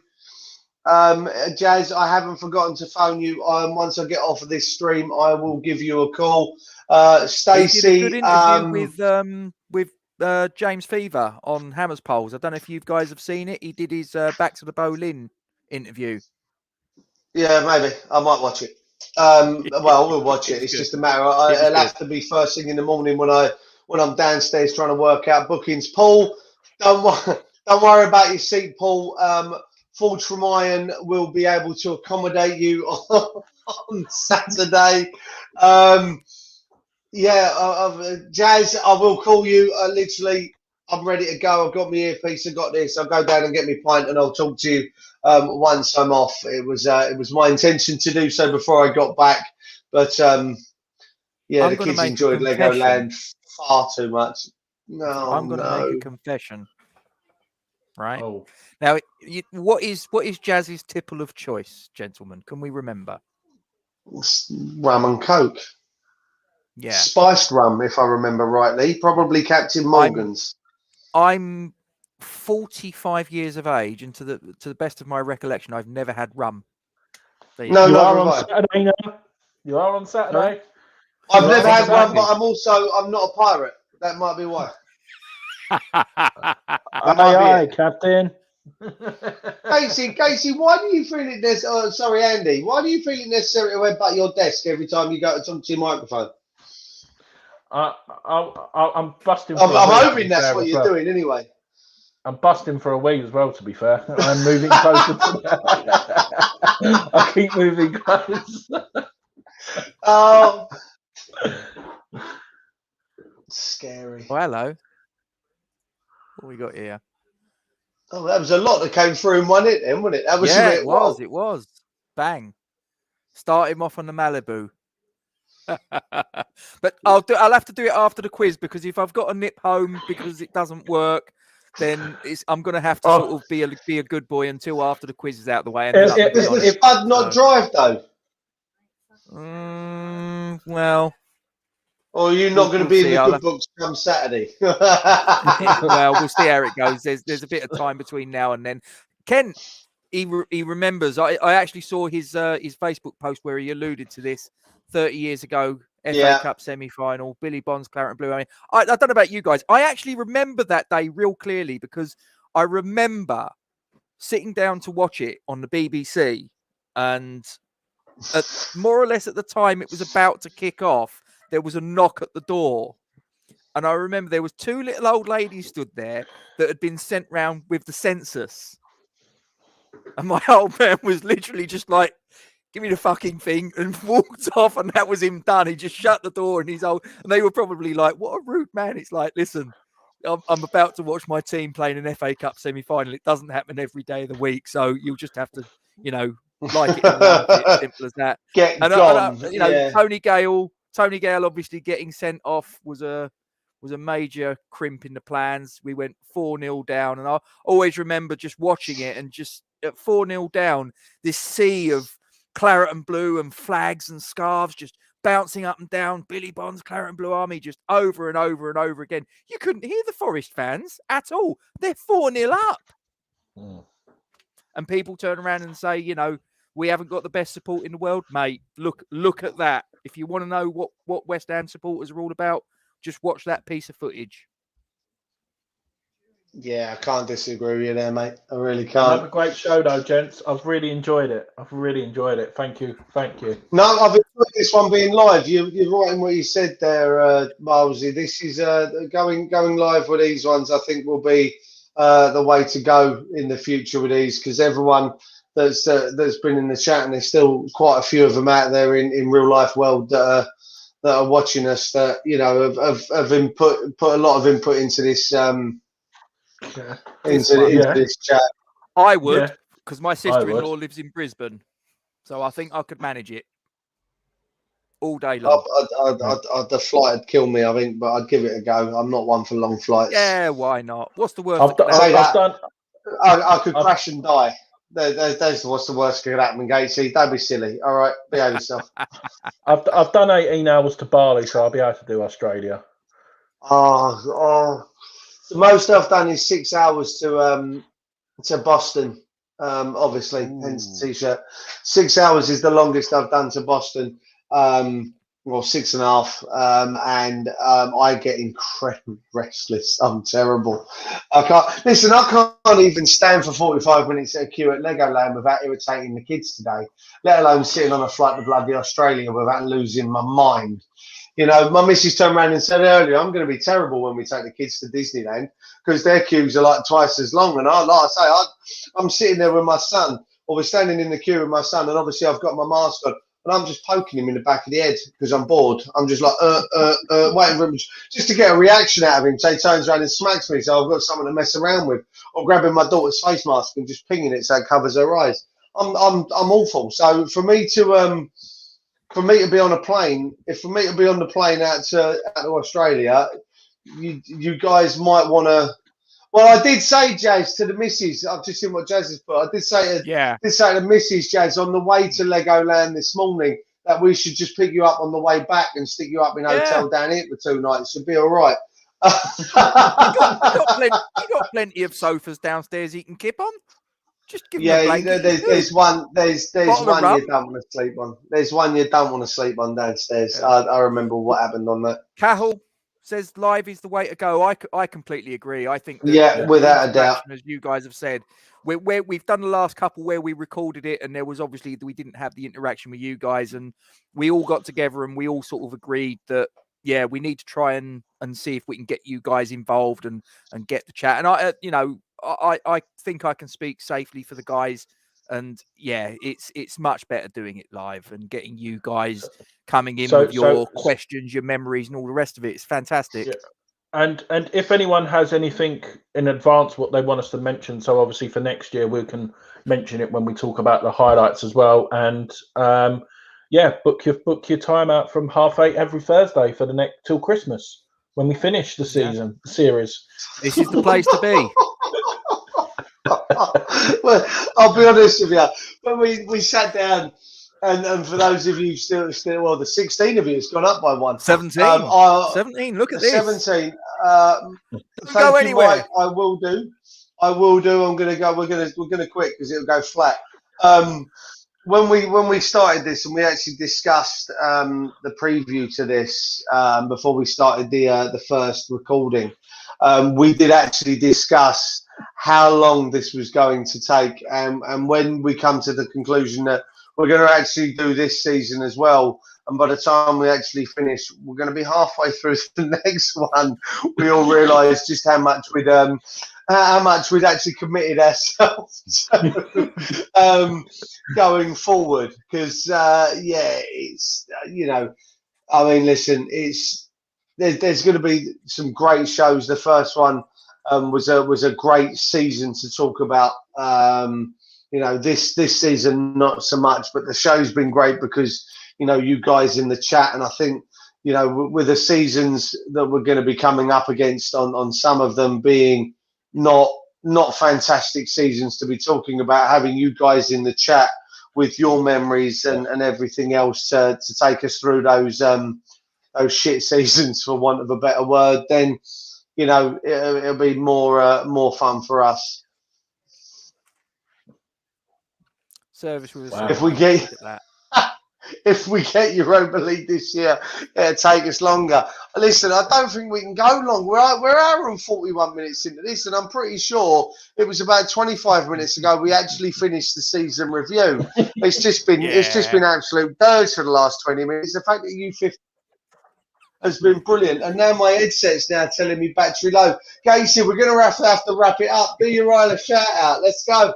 Okay, so for you 15 there, thank you very much indeed for sticking with us, and if you can just stick with us a little bit longer, I'd appreciate it. So we're going to do our usual shout out to Isla Caton's appeal to try and get her the treatment that she needs. Now, for those of you that don't know, she is a 6-year-old girl suffering from neuroblastoma. This is a cancer that is really aggressive, tends to afflict children in the main, and there's no treatment for this on the NHS, guys, so she can't rock up at her local hospital and get the treatment and carry on with her life. Her family got to take her wherever it is in the world to get the treatment that she needs to save her life. That is the nuts and bolts of it, ladies and gentlemen. I can't dress it up any other way. It is what it is. They got to pay for the treatment. They got to pay for the flights. They got to pay for the accommodation. They got to pay for their living costs. The bills are still coming in the UK. It's all piling up, guys. And, the stress, doing it in the middle of a global pandemic. Guys, if you've got a family, if you can imagine this, God forbid, happening to you or one of your loved ones, try and think about what this family are going through. It's absolute hell on earth.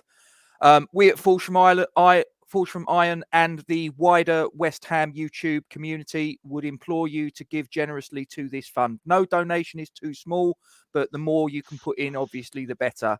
Right in front of you there on that banner, you have the PayPal page, you have the Just Giving page. Please give generously. Please give as much as you can.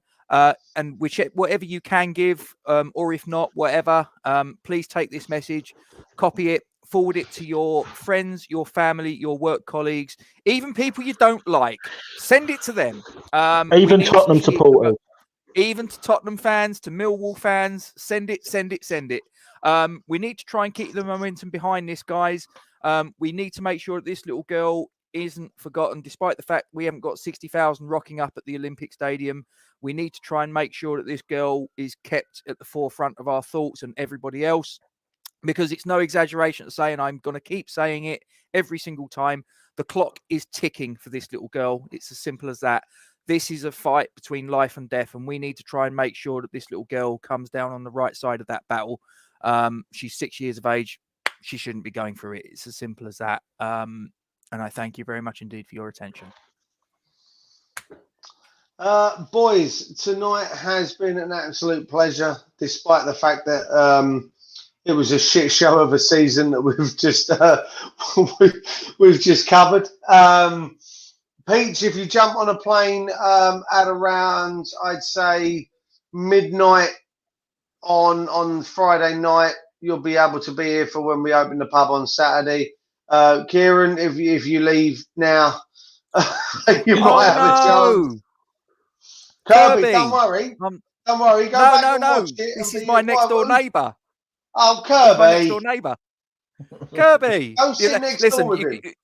The beauty of YouTube, mate, is you can rewind and watch it all and skip away the bits you don't like, and yeah, it's fine. But thanks for coming, mate. I do appreciate it. No, like I say, I think I'll speak for me and Gatesy. When we, I had a little look on Facebook earlier. Yeah, Gareth thought that might. No, if you leave now, I think you still make it, wouldn't you? I think you still got time. Has he got maybe? Has he got a submersible bike or something? May miss the first 10 minutes of the Newcastle game, but it'd be good to see you, mate. Yeah, come on. I had a little look earlier on our YouTube studio, Gatesy. I'm not sure if you've done that over the last couple of days, weeks, years, whatever. I don't know. We've only been going 3 months. Overall, and I'm just bringing it back up now so I actually get my facts right. Overall, since we've been going, and we only started this, bearing in mind this channel started for us on the 7th of February. We've actually amassed over 7,500 views, Gatesy, of the dirge that we've been putting up. Yes, I mean, love it. Good man. Yeah, we is that Saturday, Kirby? You rocking up and wearing the claret and blue, mate?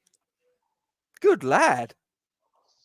Mark says we should try and stop duplicating our pics. Listen, it makes my life easier, Mark, because if they talk about it, I ain't got to.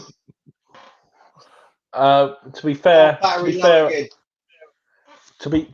we do discuss what we are pick, but I think, like you said, when you play Scum, I think you have to pick it. Not only that, but I suppose when the season was as poor as this, it's kind of you've got not very many games that you can really look at. I mean, I suppose we could have selected the game that sealed our relegation, the 5-1 defeat at Anfield, but quite honestly, why would you? Yeah, exactly. It's not going to be one you use, is it really? Dave, I open at 11 o'clock every morning. Gal, that's a lovely comment. Like I say, 7,500 views, over 7,500 views.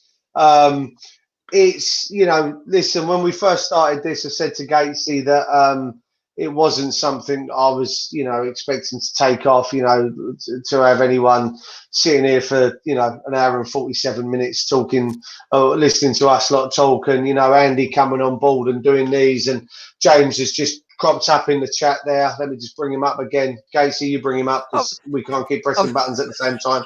There we go.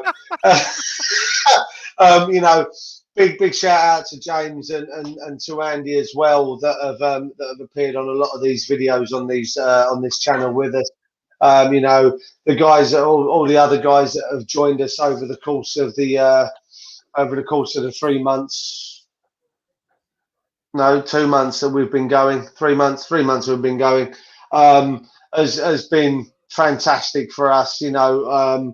I not speaking for Gatesy, but for me, meeting everyone that we've done on these channels has been absolutely fantastic. Thank you all. It's much appreciated, Andy. This was your baby from the off. This show.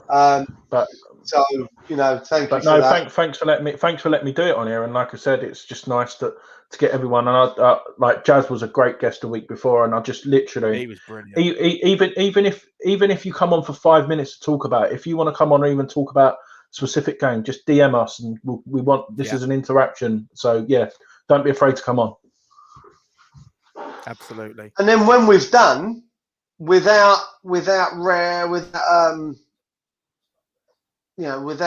trying to create a longer episode list, if you want to come on and talk about a specific season of your choice, even if we keep it to a, maybe a short 20, 30-minute show, if we've already covered a season of your choice by the end of it, no, not ours, no, but if you want to come on after we've covered a season and you want to come back and talk about why that season is so special for you, hit one of us up, Thoughts from Mine on Facebook, on Twitter, message me, Gatesy or Milesy directly, and we'll make it happen. It's what it's all about. James has just said there, we help each other on these channels. James, have you got anything going out on polls over the next couple of days that people want to know about? As long as you're not going to moan about Masuaku or Ben Rama, we don't mind. Talk to me. Tell me. Well, as I mentioned earlier, that he's doing his Back to the Boleyn series, and as I say, I caught up with the one that he put out. I believe, was it today, James, or was it yesterday? Either way, it's the one you interviewed Jazz, and honestly, Jazz has got so many stories to tell. He's really entertaining, and I think he's absolutely brilliant. Jazz and James, of course, but Jazz is a real one of life's characters. So, any of you guys that are watching this, as I say, if you could subscribe obviously to Forge from Iron and like the video, comment on the video in the section below. We really would appreciate it. You 14, if you can 14 can just put a like on this video, it really would go a long way. And any of you 14 that are watching live that are not subscribed, please do. It really would make a difference to us. And also consider doing the same thing to Hammer's Polls, because, as I say, James has got some really good stuff going on over there. He's got some good interviews. The Back to the Bowling podcast, I was very honoured to be the first one to be asked. And I said at the outset, it could be the last one if it goes really badly. But he's done a few more since, so it obviously went well, James. So, yeah, all good. James, back with us, didn't I? Yeah, no, my battery died. I told you it happened, didn't I? I knew it. Now I've got to try and charge it before I go to bloody bed. So, no, listen, boys, I'm going to shoot because my pint's probably gone flat, and I won't tell you the text messages I've got. I think someone's licked my glass downstairs. But Russ is just, listen, what is going on? Everyone's turning up now. What's going on? I know. You're a bit late to the party, Mr. Budden. You better be there Saturday. That's all I'm saying. To be fair, James, my show, if I was to come on and do that with you, my version of that would be incredibly short. Unfortunately, I wasn't a season ticket holder at the Bowling. I went to several games, but unfortunately, I wasn't a season ticket holder. So there's only I have very few game memories, shall we say, that I could. I've just been told my pint has been teabagged as well. I've just got a text message from young Jake that he's teabagged my pint now. Lovely people that they are. But no, James, I will definitely come on, mate. I've got some stories about the bowling anyway, but yeah. Yeah, James, Monday for me if you're free. Monday night, I'm free. I'll jump on Monday. Jake, you're gonna wear my pint, young man. When I get down them stairs in about 3 minutes, you are going to be wearing my pints. You've been warned, and I'm on my way. So if you want to leave now. Otherwise, I will be training you in the basement, and I will then literally start carving pieces off of. Listen, that's for another day. That's a different podcast or YouTube show. All right. I hope there's no kids watching. Right, boys. One thing left to say from Gatesy. Yours is, what do you say, Gatesy? Come on, you irons. One more thing to say from Andy. What are we, Andy? We are fucking massive. And the last thing from me, we shall see you all on Friday night, tomorrow night, for our match preview before we take on the Geordie boys, which has a double meaning for me, but we'll talk about that tomorrow night. And we are only just over a day away from the first live show on the Forge from Iron channel from my pub, The Bull. We shall see you all in the next 24 hours, I would assume. That's how close we are. Don't miss out. Come on, you irons. Take care, guys. Thank you very much.